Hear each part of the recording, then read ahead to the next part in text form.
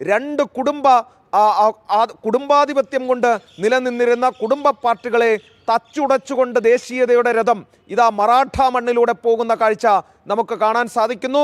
ദേശീയതയെ നെഞ്ചോട് ചേർക്കുന്നു മഹാരാഷ്ട്ര. ഓക്കെ ശ്രീകാന്ത്, മഹാവിജയമാണ് മഹാരാഷ്ട്ര തദ്ദേശ തെരഞ്ഞെടുപ്പിൽ BJP നേതൃത്വം നൽകുന്ന മഹായുതി കരസ്ഥമാക്കിയിരിക്കുന്നത്. തിളങ്ങുന്ന വിജയം അവകാശപ്പെടാവുന്നത് ബോംബെ മുനിസിപ്പൽ കോർപ്പറേഷനിലാണ്. 25 വർഷത്തെ ഇടവേളയ്ക്ക് ശേഷം ശിവസേനയിൽ നിന്ന് BJPക്ക് ഒരു മേയർ ഉണ്ടാകാൻ പോകുകയാണ് ബോംബെ മുനിസിപ്പൽ കോർപ്പറേഷനിൽ. ശ്രീകാന്താണ് വാർത്തയുടെ വിശദാംശങ്ങൾ നൽകിയത്. ഇനി ഇതുമായി ബന്ധപ്പെട്ട ഒരു ദേശീയ പ്രതികരണത്തിലേക്ക് നമുക്കൊന്ന് പോകേണ്ടതുണ്ട്. പ്രധാനമന്ത്രി മോദിയുടെ നേതൃത്വത്തിൽ BJPയുടെയും NDAയുടെയും സ്വീകാര്യത വർദ്ധിക്കുന്നതിന്റെ തെളിവാണ് മഹാരാഷ്ട്രയിലെ തദ്ദേശ തെരഞ്ഞെടുപ്പിലെ വിജയമെന്ന് BJP വക്താവ് സുധാംശു ത്രിവേദി.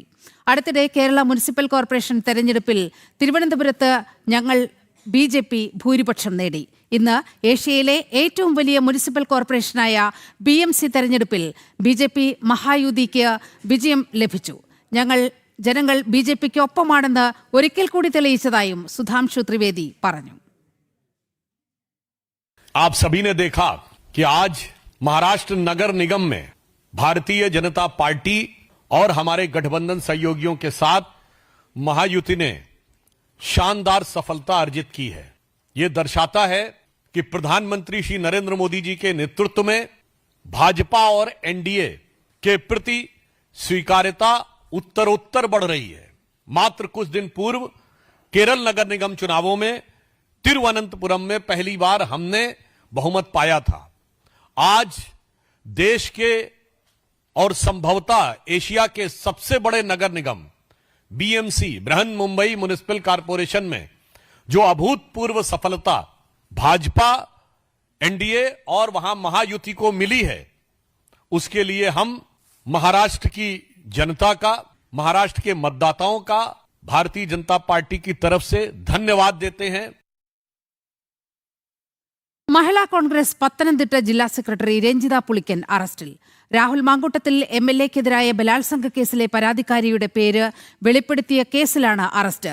ആദ്യ പരാതിക്കാരിയെ അധിക്ഷേപിച്ച കേസിൽ രഞ്ജിത പുളിക്കൻ നിലവിൽ ജാമ്യത്തിലാണ്. അതേസമയം രാഹുലിന്റെ ജാമ്യാപേക്ഷയിൽ വിധി നാളെ. തിരുവല്ല 1ാം ക്ലാസ് മജിസ്ട്രേറ്റ് കോടതിയിൽ വാദം പൂർത്തിയായി. വിവരങ്ങളുമായി ഗോകുൽ രമേശ് ചേരുകയാണ്. ഗോകുൽ, ആദ്യം നമുക്ക് രഞ്ജിത പുളിക്കന്റെ വിഷയത്തിലേക്ക് വരാം. ആദ്യ അതിജീവിതയുടെ പേര് വെളിപ്പെടുത്തിയതിന് കേസുണ്ട്. അതിൽ ജാമ്യത്തിൽ കഴിയവെയാണ് ഈ ഏറ്റവും ഒടുവിൽ പരാതി ഉന്നയിച്ച പരാതിക്കാരിയുടെ വിവരങ്ങൾ ഫേസ്ബുക്കിലൂടെ പങ്കുവെക്കുന്ന സ്ഥിതി ഉണ്ടായത്. അതിൽ അറസ്റ്റിലായിരിക്കുന്നു. വിവരങ്ങൾ നീലിമ, അല്പസമയം മുമ്പാണ് പത്തനംതിട്ട സൈബർ പോലീസ് രജിത പുളിക്കലിനെ അറസ്റ്റ് ചെയ്തിരിക്കുന്നത്. ഒളിവിൽ, അതായത് കോട്ടയത്തുള്ള ഒരു ബന്ധു വീട്ടിൽ ഒളിവിൽ കഴിയവെയാണ് ഇവരെ സൈബർ പോലീസ് അറസ്റ്റ് ചെയ്തിരിക്കുന്നത്. പ്രധാനമായിട്ടും ഈ രാഹുൽ മാങ്കൂട്ടത്തിൽ കേസിൽ അതിജീവിതയെ അധിക്ഷേപിച്ചുകൊണ്ട് നിരന്തരമായിട്ട് സമൂഹ മാധ്യമങ്ങളിലൂടെ പ്രതികരണങ്ങൾ നടത്തി എന്നതായിരുന്നു ഇവർക്കെതിരായിട്ടുള്ള കുറ്റം. നിലവിൽ മഹിളാ കോൺഗ്രസിന്റെ നേതാവാണ്, പത്തനംതിട്ടയിലെ നേതാവാണ് രജിത പുളിക്കൽ. ആദ്യ പരാതി